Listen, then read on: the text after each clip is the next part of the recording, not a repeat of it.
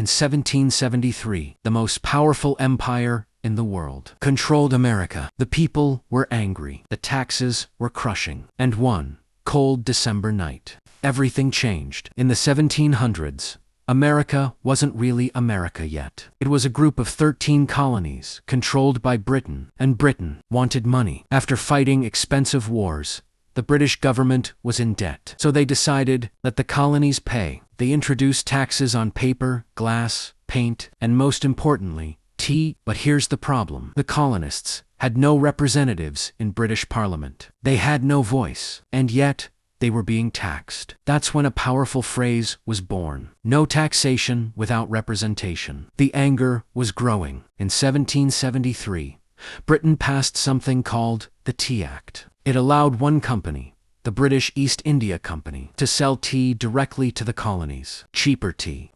Yes, but it still included tax. Too many colonists. This wasn't about tea. It was about control. 3.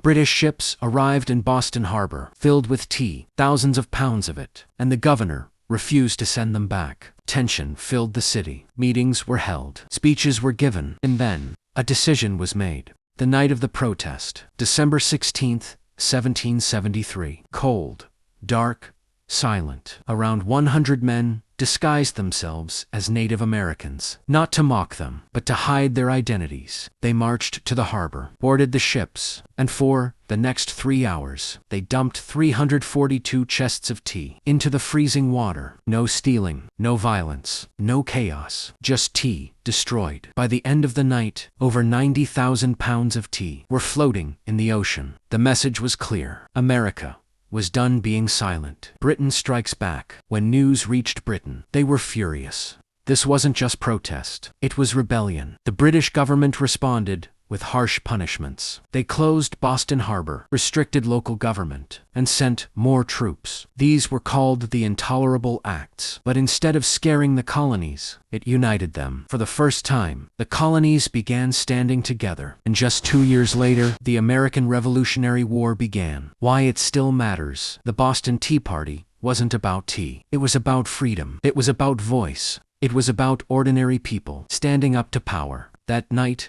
in Boston Harbor, lit the spark that created the United States of America. And it all started with tea.